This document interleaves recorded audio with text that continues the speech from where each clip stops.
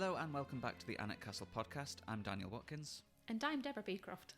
And today's episode has a little bit of a sporting twist, as inspired by the big tournaments we've been enjoying this summer, we're looking at the history of tennis. I spoke to Selene, whose award-winning research into tennis history includes all kinds of fascinating facts and stories, as well as connections to Alnwick Castle's history via podcast favourite, the Wizard Earl of Northumberland. Whether you're a fan of modern-day tennis or not, we hope you enjoy the episode.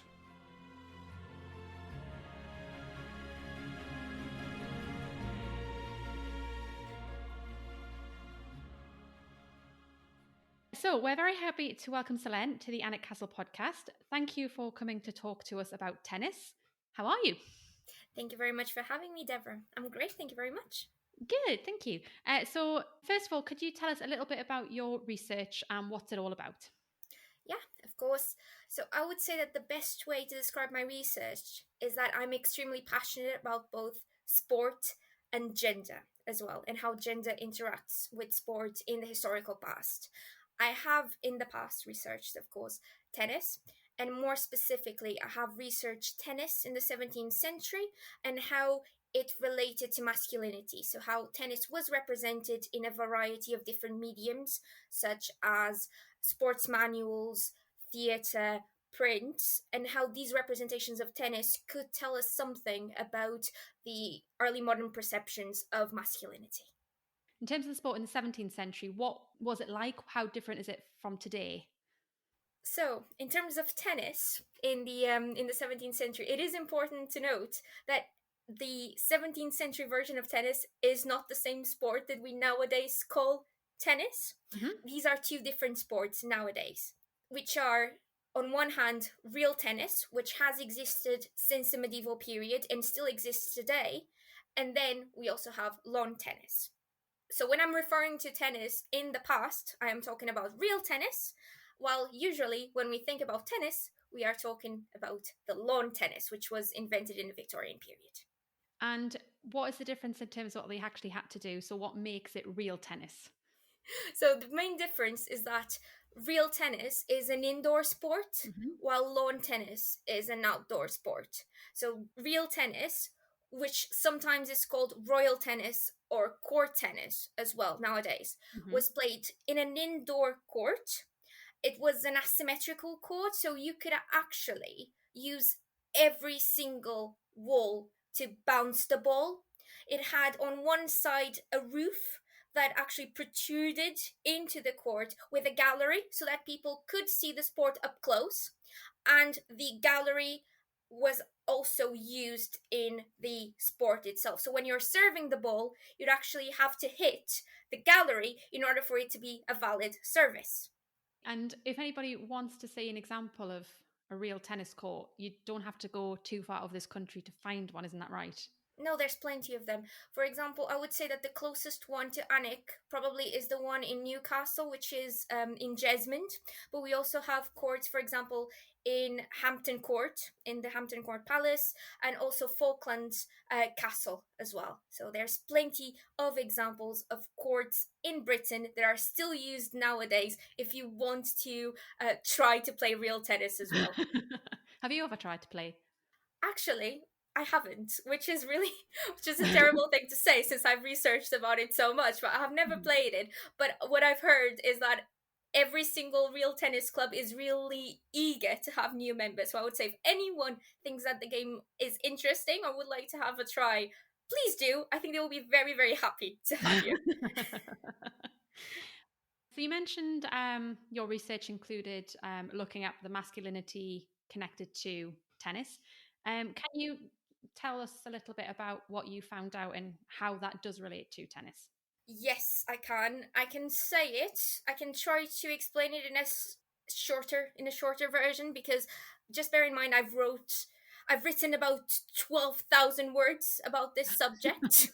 But it's basically, in the early modern period, the early modern ideal of masculinity was a bit different from what we nowadays perceive as manly. Actually, there are several authors that believe that there were several different models of masculinity throughout the early modern period. But the most important of them, the patriarchal aspect of masculinity, was very much focused on self-control. That was one of the most important parts of the most important features of a man, was his ability to control himself. And that was not only in terms of his actions, so for example, not be too aggressive, too violent if it wasn't needed, but also be able to control himself in terms of the way he thinks, his ability to, for example, to be patient, to strategize. Now, real tennis was a wonderful way to show these attributes of masculinity, because real tennis is very difficult to play. It's very difficult to score a point in real tennis. Rallies can be very long because you can actually strike the ball into the walls, into the roof of the penthouse, into your opponent. That means that sometimes the game can be less straightforward than maybe a game of tennis is nowadays, or a game of lawn tennis is nowadays. Because of that, you need to be able to strategize, you need to be able to be very patient. A lot of different early modern sports manuals stress the fact that if you are too aggressive during a game of tennis, you are most likely going to lose that game. You need to be able to control yourself. So it was a way for you to be able to show all of these masculine attributes while playing tennis. However, another important part of being manly during the early modern period and being able to show this self-control was also to show yourself as being thrifty, as not spending too much, showing yourself as not being someone who gambles. And here is when everything gets a bit more complicated. Because while tennis was, of course, a great way to show your self-control, tennis was also played in urban centres, within ball houses, where it happened often that you would play the game, but you would also gamble on different games. So, because of that, it also, in some situations, became attached to this idea of gambling. Mm-hmm. And that's why sometimes you can see tennis being used in context or being represented in context where it's shown as a manly sport, but it can also be used as a metaphor for gambling, for spending too much on your tennis equipment. And also it can be, if you spend too much of your time engaging in this sport, mm-hmm. it could also be a threat to your own masculinity. So it was a very contested idea during the early modern period. And you've mentioned Hampton Court as an example of where there is a court. Yes. You've also mentioned the sort of gambling houses. Who was it that played it? Was it the rich? Was it the middling? Which group of people would play real tennis? Everyone to different extents, mm-hmm. I would say. So just like nowadays, we have football, for example. You have football leagues. You have professional footballers who would play it professionally. Yeah. You also have children on the street playing different versions of football, mm-hmm. right? Without having without having all of the different referees, all of the different rules, etc. A very similar thing happened with tennis during the early modern period. So there are basically 3 levels mm-hmm. at which you could play tennis. The highest one is the aristocratic level, the court level.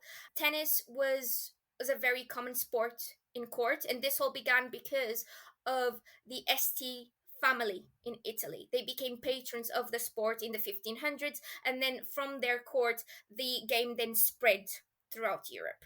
So in England, just like in France and other European countries, it was a game that you could play in court. So you'd have people such as, the king playing, you have the mm-hmm. different members of the aristocracy playing in a court context, and in that context was a great way for you to gain favor with your king. If your king is a sportsman, mm-hmm.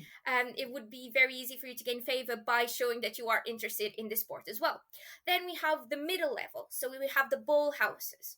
These ball houses would appear in urban centers. For example, in London there were plenty of ball houses, and in those places different members of society would engage in a game of tennis. They would gamble, and they would be basically in a place where they could engage with the sport but without being in the same level as the aristocratic level, which would almost be a professional level in some cases. And then we have the people on the street who just make makeshift balls, makeshift rackets, and they would just play just like we do with football nowadays. It's nice, something that everybody could play about, but it's Yes. always nice to kind of that kind of thing with in sport. You've got a good variety of people. And would it have been as prevalent for the lower classes, or was that something that was more to do with the aristocracy and the rich? Do you mean the masculinity aspect? Yes, definitely. It would be very much something, or a worry of the aristocracy or the middling classes of society, not really the lower classes. Also, because we have a more of a gendered aspect within the aristocratic level, we have less women playing. It's considered to be more of a manly sport instead of a sport for everyone, regardless of gender.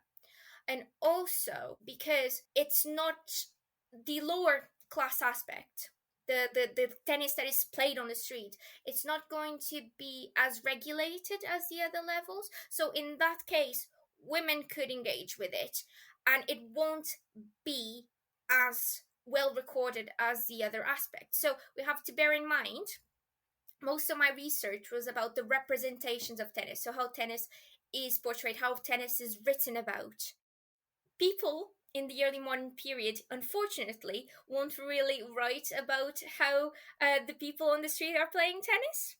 So usually it's much more difficult to try and understand what their attitudes were towards the tennis. But from the few bits and pieces that I've been able to find, it seems like it was mostly seen as, entertainment for everyone, and the gender aspect wasn't as prevalent as in the court, or maybe even in the ball houses. Yeah, that makes sense.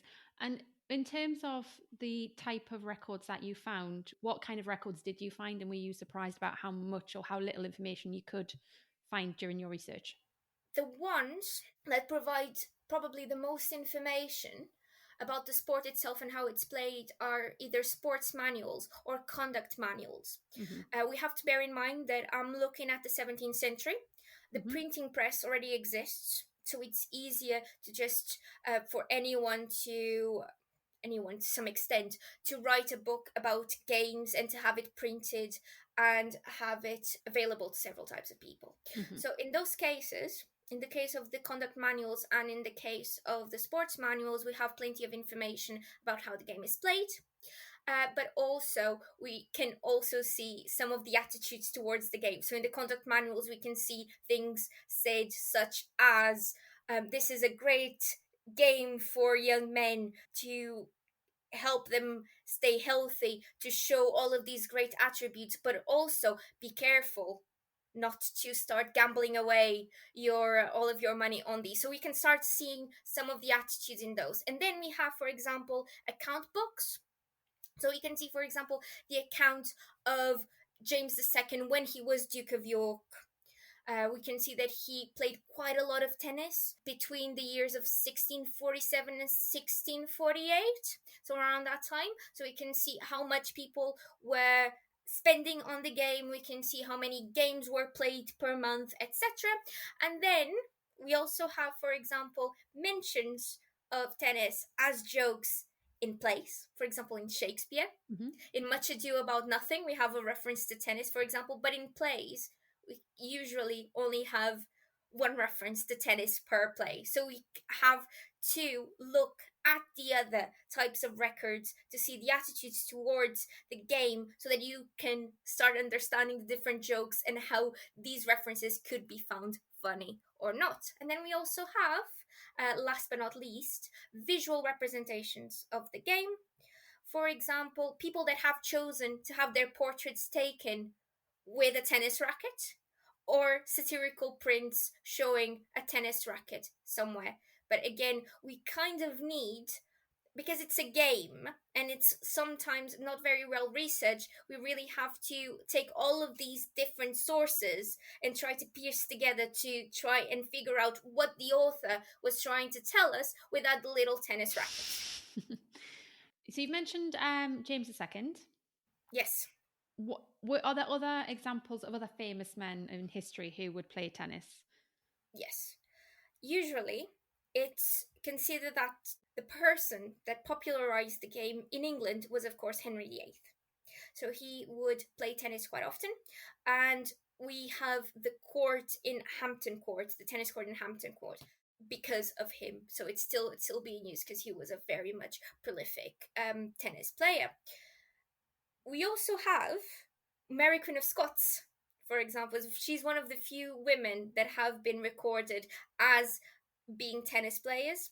She spent most of her life in France, and it was a very popular game in France as well. So when she came over to Scotland afterwards, she continued playing the game here. There is even a little anecdote about how one time she created a bit of a commotion in the court because she decided to play tennis wearing men's breeches, which no one liked. But again, we're not quite sure how true that is, because it might have just been a story that was created to try and denigrate her for a variety of reasons. So nowadays, we still have in Falkland Palace, we still have the tennis court, and that's the same tennis court that is still in use that Mary Queen of Scots would have used in the past as well.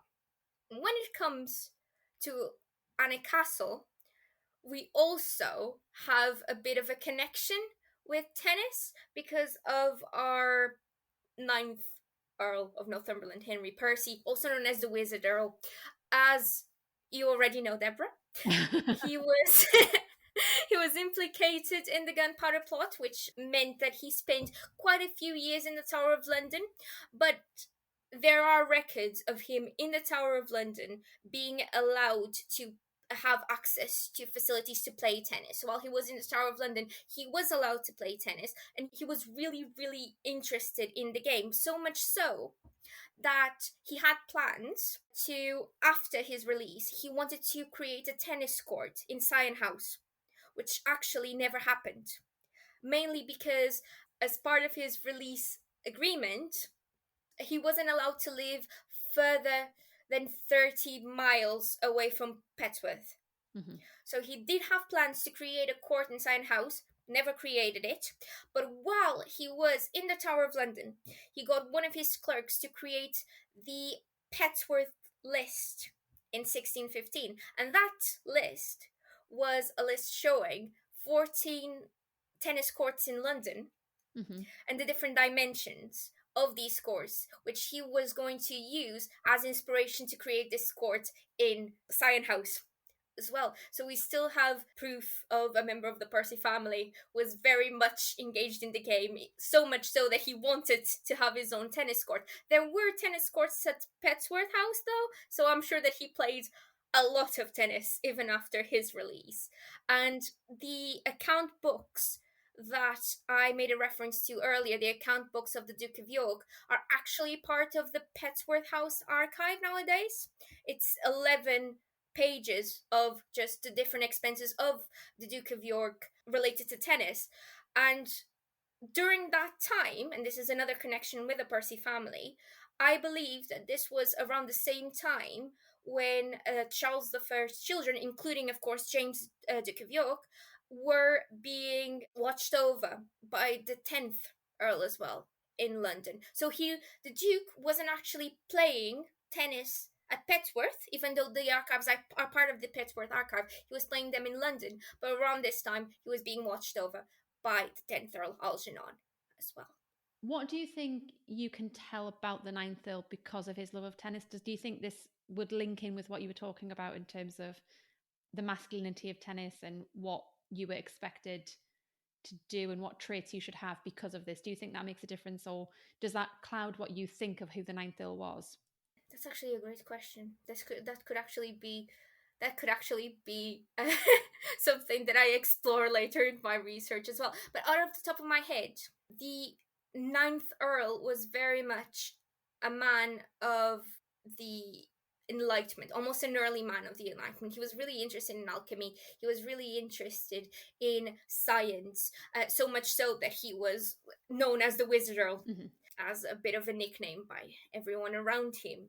I think that his interest in tennis really shows how much he was engaging with these new ideas and how much he was engaging with the court ideal of masculinity in some extent. Because, as I said, it's very important to keep in mind these different aspects of masculinity. So I really think that he might have been consciously engaging with these court ideals of masculinity, or he might have just really enjoyed the game. Because we need to keep in mind, people in the past were people. The main reason why we play sports nowadays is because we enjoy sport, we enjoy play. It's part of our humanity. So the ninth Earl must have just have been a man who really enjoyed tennis. And going back to Mary Queen of Scots. Yes. So you said that she probably started playing it in France. Yes. And obviously you've mentioned the Italian family who helped bring it through into Europe. Was the ideas of what tennis was it a universal thing? Was this prevalent in all of the different countries of Europe? Was this sort of the overriding idea? Or was it something that you think just kind of grew up in England as it was played more and more? So the game arrived in England a lot later than in other countries. So usually, even though we don't know where the game was invented, we believe that it's probably around France or Germany, with monks in monasteries who started playing it, and then it's spread to the aristocratic families with the Este family in the Italian peninsula. Tennis specifically was very, very prevalent in France and in the courts in France. So much so that the first recorded tennis player was a French man. It was a French king, Louis X, and we know that he played tennis because he passed away right after a game of tennis. That's the main reason why we know it was a tennis. He was a tennis player because he died right after a game of tennis. So the game was very famous around Europe. Then it spread to Britain, possibly because of the different connections of the courts. So, for example, Mary Queen of Scots' father, James V, he was the one who created the court in Falkland Palace. He spent a lot of time in the French court as well. So he brought the game over. Now, in terms of the masculinity, I can tell you for certain if this was a widespread belief around Europe or not, mainly because most of the records that I looked at, most of the sources that I looked at were English. I can tell you, though, that for example, in the Netherlands, in the satirical prints of the Netherlands, it seems like tennis was very much a concern in terms of the gambling aspect, because there were many different prints, and bear in mind, these were prints that could be easily distributed and that usually had a visual aspect and a written aspect, so that they could be perceived by different groups of people. They were expected to be quickly understood by people, even though they couldn't read. And usually these prints were very much focused on the idea of tennis as possibly an emasculating sport. So in terms of the masculinity, in terms of the sport being a manly sport, I am not sure. In terms of it possibly being a threat to masculinity, very likely, if that makes sense. Yeah, no, that doesn't. That's quite interesting how sort of it was perceived in different ways. Nowadays, the same thing happens with football. So, for example, and I think this is the best way to look at it in terms of the conflicting ideas of tennis being manly and tennis being not manly at the same time. Sometimes I have found different men nowadays who find specific footballers to be role models, male role models. At the same time, we also have concerns, for example, with hooliganism when it comes to football, or in specific cases about the lifestyle of specific sportsmen, for example. So at the same time, specific sports nowadays continue to be both related to masculinity, both manly, but there's also concerns about the lifestyle or of the decisions of specific men related to sports. So it still happens today. It wasn't something that would happen only with tennis and only during the early modern period. It still continues on. Yeah, no, that makes sense. So when you were researching, what are some of your favorite facts that you picked up, or stories that you discovered whilst you were in the middle of researching? Okay, I will share a story now, but bear in mind, listeners, please, this is going to be explicit from now on. We'll put it in the notes. Lovely. Okay, so when I started researching tennis, I was only looking at my paper as a paper about tennis in the 17th century. That's all that I knew. So what I did was I started gathering materials. And there is a lovely database called Early English Books Online.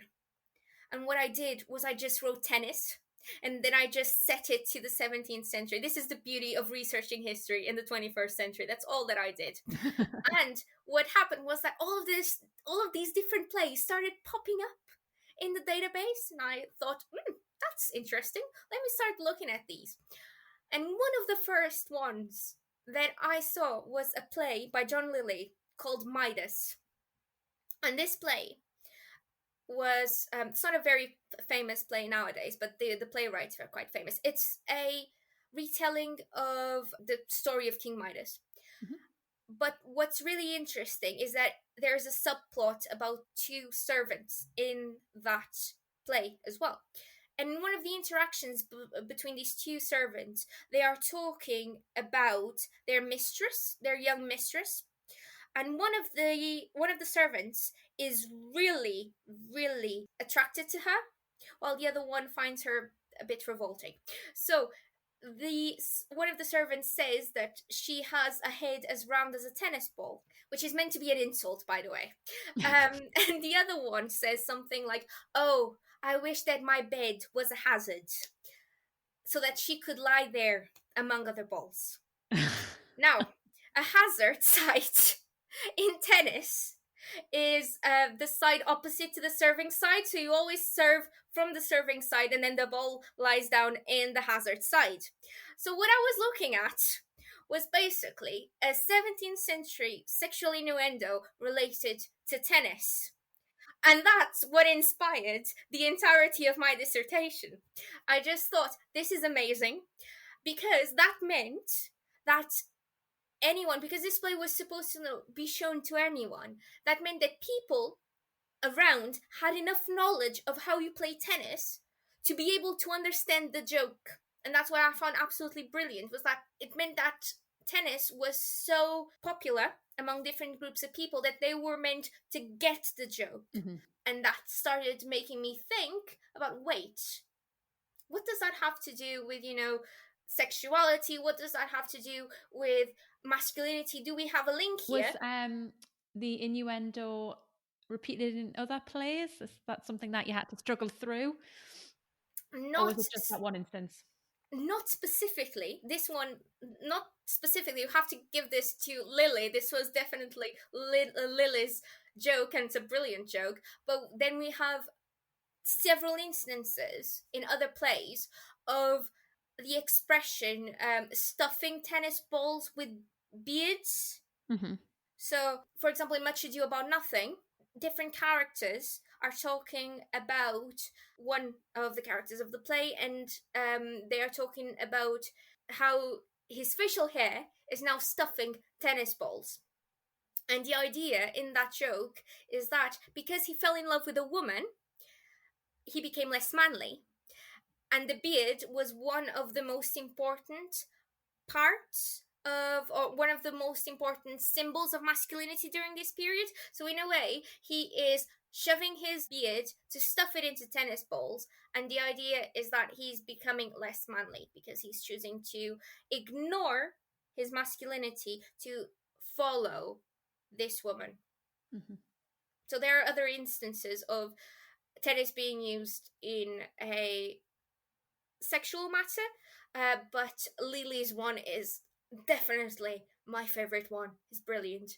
The other one that I would say, and this is very much related to, whether women play tennis or other women engage with tennis, is that it is said, and this is an anecdote about Anne Boleyn, it is said that when Anne Boleyn when she was in prison, when she was in prison, the last thing that she did before being in prison, being arrested, was she was gambling in a game of tennis, and she was arrested halfway through the betting process.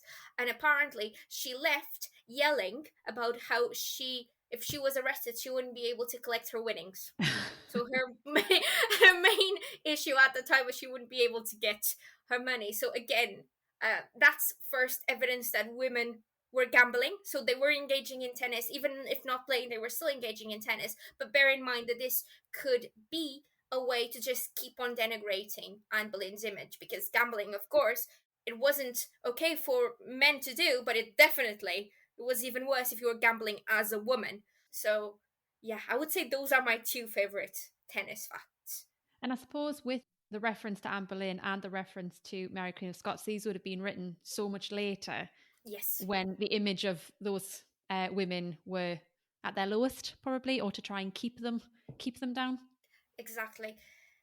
But we still need to, even though these were very much stories that could have been used in some way to try and denigrate the image of these women. In the case of Mary Queen of Scots, there is still other pieces of evidence that she did play tennis. So in a way, these still show us that they were involved in the game to some extent. Sometimes there is even evidence that tennis is being played in, for example, prison records or court records of, example, Louis X dying after a game of tennis. So sometimes we need to find these other types of evidence to find proof that the game was actually being played as well, even if they're not the most positive types of portrayals. And that's such a small, like, probably be just like a sentence or something, and then you think, well, actually that means there's something bigger in that area. Yes, but bearing in mind, do we write down every single time that we as people engage in sport? Well, true. Yeah, it'll be the significant times. Exactly. It's just, of course, we have records of the big games that are being played and the places where they are played, but sometimes the experience of sport, it's something individual to us. Mm-hmm. It's something that we engage with because it makes us feel good, or it makes us enjoy life. So I like to think that it would have been the same thing for people about 400 years ago. Yeah, because people are people regardless of when it is. Exactly. Yeah. If anybody is listening and is interested to learn more about tennis, where do you think they should go? I would say there are two very good books in terms of academic writing, which are pretty much considered to be the Bibles of the history of tennis. One of them is called Tennis, A Cultural History, and it tells you the history of tennis from the medieval periods, those very, very difficult to find records of tennis being played in the medieval period, all up to the beginnings of lawn tennis and the 20th century and everything. So that is one of them. The other one, if you're more interested specifically in real tennis during the medieval period, there is a book called Royal Tennis in Renaissance Italy. So that one is the other one. But if you're just curious about how tennis is played, or how real tennis is played, or a little bit of history about real tennis, there's a lovely video on the History Hit YouTube channel called the Tudor Tennis Challenge, which is just 16-minute video. It's quite fun, and you can just see how Tudor tennis was played at Hampton Court Palace as well, if you're just interested. And if that sparks your interest, don't forget to try and find the closest real tennis court that's closest to you and try and play a little game of tennis. Excellent. Why not? Why not? Right, that's lovely. So thank you very much, Selene, for joining us on the Alnwick Castle Podcast. Thank you very much for having me. Bye.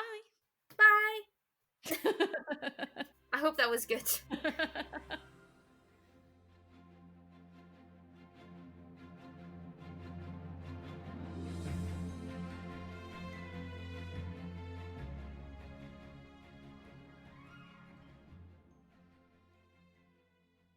We hope you enjoyed finding out a little bit more about tennis history, and maybe the next time you watch a game, you'll look at it a little differently. If you like this episode and would like some more Alnwick Castle sporting stories, We recommend listening to episode 39, Bill Richmond, where we found out about boxing history, and look out for an episode all about archery in the near future. We'd appreciate any ratings or review you can leave for us on your podcast platform, and if there are any Alnwick Castle questions you'd like to have answered on the podcast, please get in touch via email or social media. Our 50th episode is coming up soon, and we want to tell you all about everything you want to know. In the meantime, we'll be back 2 weeks from now for a look at another part of the castle's history. Until then, I've been Daniel. And I've been Deborah. Thank you very much for listening, and goodbye. Bye.